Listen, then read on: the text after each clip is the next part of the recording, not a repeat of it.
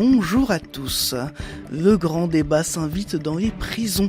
Les directeurs des 189 établissements pénitentiaires du pays sont chargés d'organiser le débat pour les détenus. C'était le cas à la maison d'arrêt d'ailleurs de Bourges où un débat a été organisé le 22 février dernier. Les Gilets jaunes du Cher veulent se regrouper. Si le mouvement a subi quelques divisions ces derniers temps, la volonté est désormais aux actions communes. Enfin, l'ancienne usine Cassel-Roussine des 100 000 chemises racontée dans un livre, l'occasion d'en apprendre plus sur le quotidien des salariés.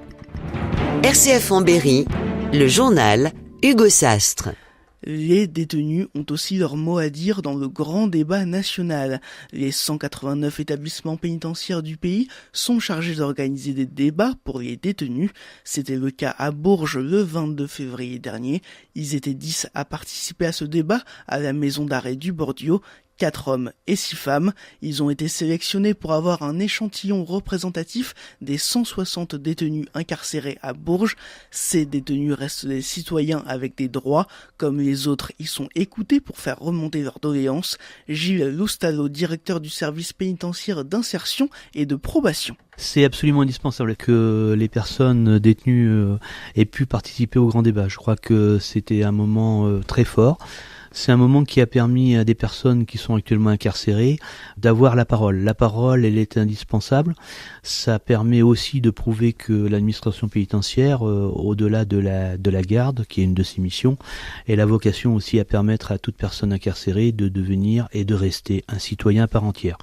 Ils avaient toutes et tous préparé cette intervention. Ça a donné la qualité du débat qu'on a pu avoir et qu'on pouvait espérer. C'est-à-dire qu'on n'est pas resté sur des réflexions très basiques. Il y a eu beaucoup de réflexions sur des projets d'avenir et une vision de la France, une vision de l'avenir.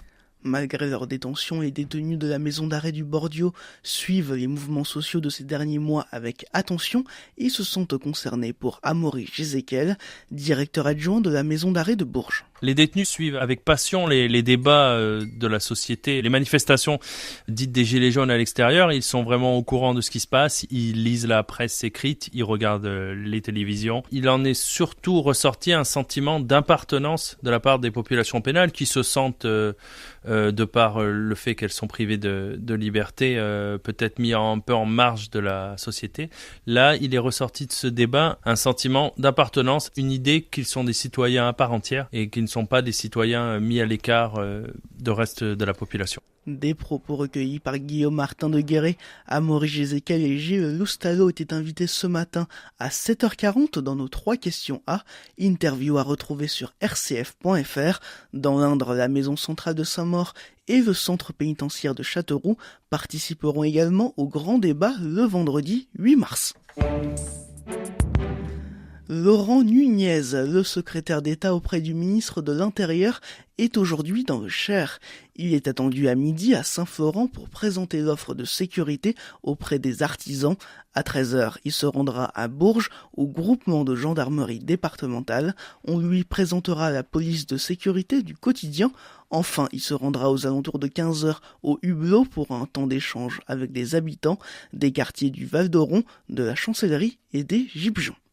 L'Indre devrait aussi avoir une visite ministérielle cette semaine. Selon la Nouvelle République, Brune Poirson, secrétaire d'État à la transition écologique et solidaire, devrait remettre vendredi l'insigne de chevalier de l'Ordre national du mérite à la directrice du restaurant L'Escale à Déol. Elle devrait aussi rencontrer un agriculteur. Elle pourrait aussi participer à un grand débat. La communauté de communes Soldres et Sologne intègre finalement le dispositif territoire d'industrie. Initialement, seuls les bassins de Bourges et de Vierzon l'avaient été dans le Cher.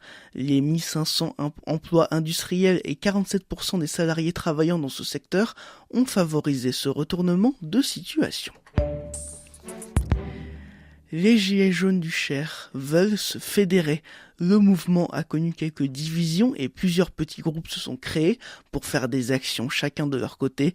Désormais, la volonté est au regroupement, notamment grâce à la page Facebook Blocage dans le Cher, apparue un peu avant le premier rassemblement du 17 novembre. Elle regroupe plus de 6000 personnes. Cyril Bayard est le nouvel administrateur de la page. Il fait désormais un peu figure de porte-parole dans le département. Il veut fédérer pour lancer des actions communes. L'ensemble des Gilets jaunes du département, depuis quelque temps, manifestaient le besoin de se réunifier pour justement se regrouper sur des actions communes. Donc j'ai fait une réunion sur Saint-Amand où nous avons rassemblé, puisque avec l'accord de tous, nous nous sommes retrouvés autour d'une table, nous étions une quinzaine, pour justement trouver un accord et une entente et retrouver une entente commune avec toutes les personnes qui se sont entre guillemets déchirées. Donc c'était assez intéressant et on a eu un débat très riche sur justement regrouper des actions et fédérer ensemble, donc s'entendre. Moi, ma volonté première, c'est retrouver une entente et une cohésion dans la bonne humeur. Il y a eu un grand respect sur la dernière réunion. Je suis assez confiant. On a affaire à des personnes intelligentes dans son ensemble. Il suffit qu'on se coordonne et c'est du bon sens. Cyril Bayard, nouvel administrateur de la page Facebook Blocage dans le Cher, répondait aux questions de Guillaume Martin de Guéret. Marie-Pierre Richer devient sénatrice du Cher et remplace François Pillet, devenu membre du Conseil constitutionnel.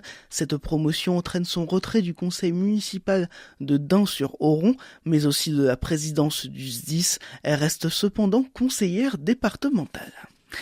L'histoire des 100 000 chemises racontée dans un livre.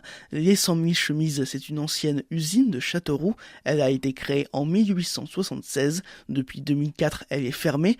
15 ans plus tard, un livre recueille le témoignage d'anciens salariés de l'entreprise. Comment étaient fabriquées les chemises, mais aussi le quotidien des salariés. Pour préparer cet ouvrage, d'anciens employés ont accepté de revenir sur le site en mars 2017. Un moment rempli d'émotions pour Pascal Longin, directeur général de l'OPAC, l'Office public de l'habitat, d'aménagement et de construction de l'Indre. Le jour où on les a réunis pour leur montrer ce qu'étaient les 100 000 chemises avant démolition, il y avait des ouvrières qui n'étaient jamais allées dans certains endroits des 100 000. C'est-à-dire que vous bossez pendant 30 ans, 40 ans, et vous allez systématiquement au même endroit. Elles n'avaient jamais fait le tour des 100 000.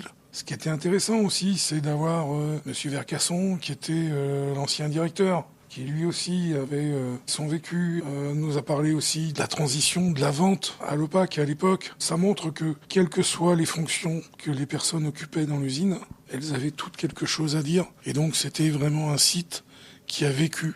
Et c'est vraiment une page d'histoire au sens humain. Et l'histoire justement de cette usine, elle prend désormais un nouveau tournant. L'OPAC est en train de construire sur place une 60aine de logements. Une maison médicale devrait aussi voir le jour, mais aussi des locaux commerciaux. La municipalité du Blanc a rencontré samedi ses citoyens dans différents points de rendez-vous. Ils ont pu s'exprimer sur certains sujets directement auprès des élus. La suppression de l'éclairage public la nuit a été évoquée, comme la propreté de la ville. 2 autres rendez-vous similaires sont prévus ce mois-ci. Premier match des quarts de finale d'Euroleague pour le Bourges Basket. Ce soir, les Berruyères affrontent à 18h les Hongroises de Sopron, finalistes de la compétition l'an dernier. Des rafales de vent ont été relevées jusqu'à 110 km/h à Châteauroux. Hier, plus de 2000 foyers ont été privés d'électricité, 300 dans l'Indre et 1600 dans le Cher. La météo avec ESAT Vernet Industriel, votre spécialiste saint-amandois des espaces verts. Pour votre jardin, ayez le réflexe ESAT Vernet Industriel. Quelques nuages sont prévus ce matin, mais globalement, la journée va être ensoleillée. Il fait 8 degrés à Aubigny-sur-Ner et à Saint-Benoît-du-Sault, 9 à Buzancé. Cet après-midi, le mercure grimpe. Il fera 10 à Aiguran, de 12 à Issoudun, 13 à Bourges et à Châtillon-sur-Indre.